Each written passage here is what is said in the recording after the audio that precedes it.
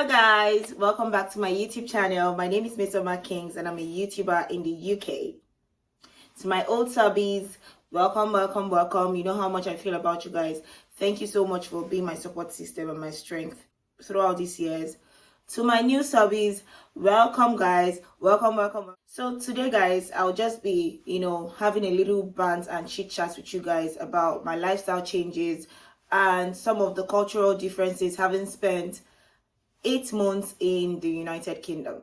It's 8 months already. It was just yesterday I left Nigeria, so it's 8 months. And for some of you thinking I would already be having British accent. Sorry, we don't do that here. I can try a bit for you guys, but we don't do that here. We get the Niger accent for life. Anyways, let's start. There are so many cultural differences. There are so many lifestyle changes that I've had to make. I've had to adapt to. I've had to switch to living in the United Kingdom. The first on my list is going to be the weather. Yes, guys.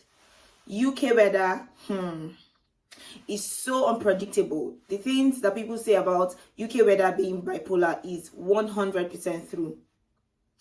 This minute is raining, the next minute is...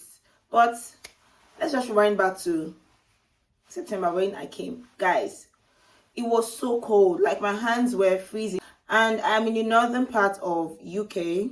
This minute is rain. This is my makeup now. I'm just really praying. As I'm going out, it should not rain. I'm begging God that it should not rain. This weather changes can, in Nigeria, we used to hot weather most of the time, between 23-24 degrees, 27 up to 27 degrees, I think, in Nigeria. So moving to a country where sometimes it goes -1, 0, the switch, and you're having to always wear that winter jacket. And sometimes the winter jacket that you buy in Nigeria is not as thick as. So when you come, you still wear the winter jacket and you still be cold. UK weather is so unpredictable. So because the weather is very unpredictable, it really affected me when I actually moved to the UK. Number 2 on my list is food.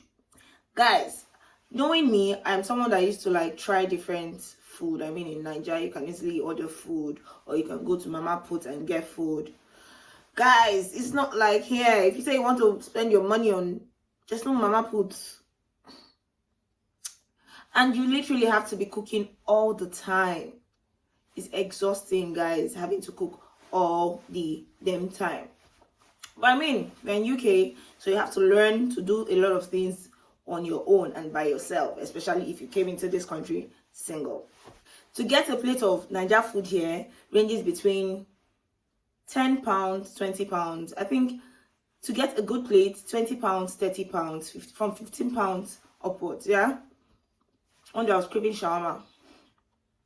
Shawarma, £9 something. £9 something for shawarma. And it's not even like the well-loaded shawarma that we know. Since then I started making wraps on my own. I just do it by myself. So it's not like you could just rush nearby and get shawarma 3-5. Number 3 on my list is housing. Guys, the housing situation here is totally different from what we used to know in Nigeria. You rent house 1 year, Piam, you're already okay in Nigeria. Whether you are broke or you are not broke for the month, concern landlord because you don't pay for that year. But here you have to pay monthly. Monthly, it means say whether you work or whether you no work or you must pay monthly. You must pay. And housing here is on contract basis from 6 months to 1 year to 3 months. It just differs.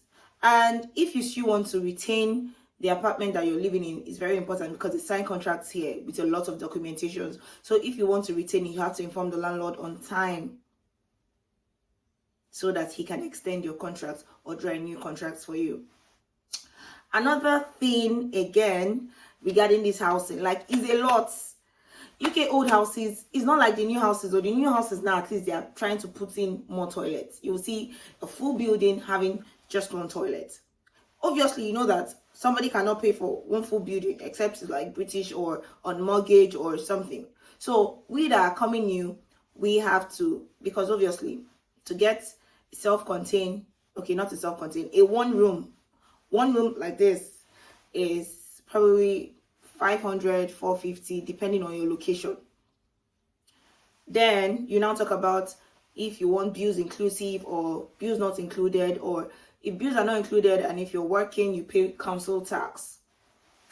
So that one is another issue on its own. Another thing is having to share with different people. Back home, when I was in Nigeria, I didn't have to live with anybody, just my family. And moving here, I have to live with new people from different backgrounds, different cultures, and it will teach you patience. This country, living with people will teach you tolerance. Don't have tolerance before, like me, that don't have patience. He taught me patience on how to deal with people from different cultures and how to be diplomatic and how to not scream, or it's just a lot. Another thing I want to say, housing in the UK, some can be really taxing and daunting, because most landlords would always want references, like someone that's working in a stable company or a resident of United Kingdom. Most of them require residents of United Kingdom. So when I mean like people that have lived here for a long time, people that have really like settled, they have their whole requirements and documentation. In this country, everything is. The next one is assessing healthcare. Yes, so they provided GPs, and if you have issues, you could call and all of that, but they are not easily accessible. We have to book appointments for everything and all of. It's not like you could in Nigeria that you can go to any pharmacy if you're having headache. You could just get into any store and run a high blood pressure test or any test. If you're in a hurry or something, you have to book an appointment or you have to call your GP, and it's not easily accessible, and that's one of the differences. Yeah, that's why most people get drugs, so they can.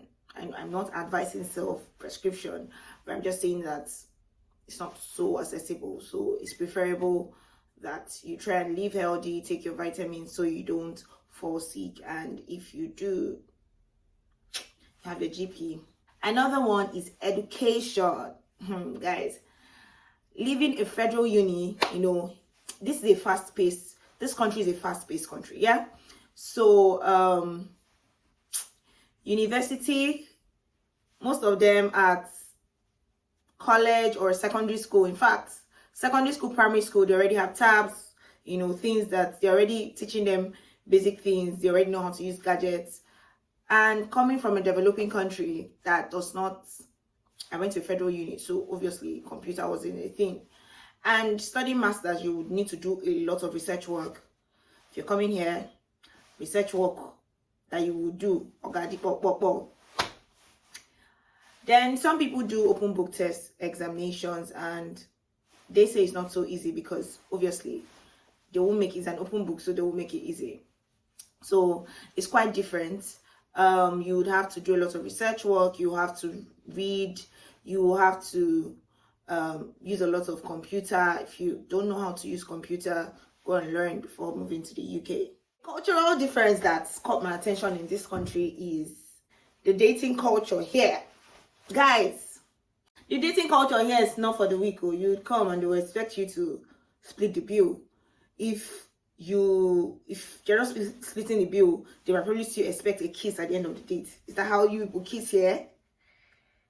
You go on a date and then most of them months are expecting a kiss. Even the Nigerian guys, it's just really funny.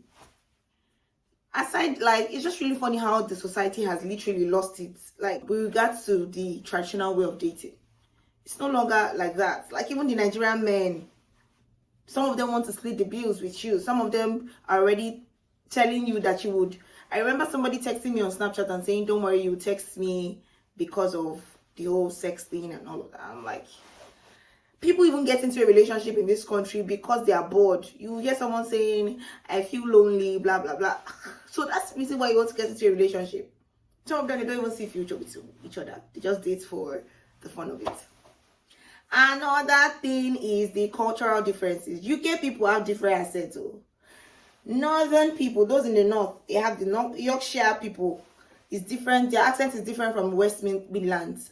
Liverpool accent and Yorkshire, quite different. Some of them you cannot even hear because they are ghetto.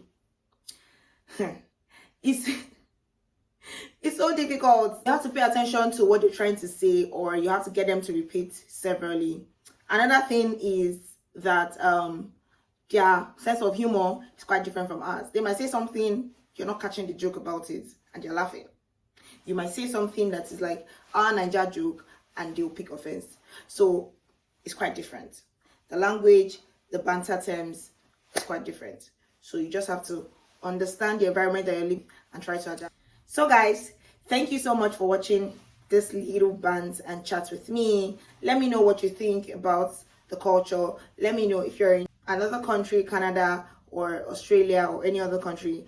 Let me know the cultural differences, having left your own country to a new country. And let's chat. I'll be in the comment section. Thank you so much for being here with me. I love you guys so much, and God bless you.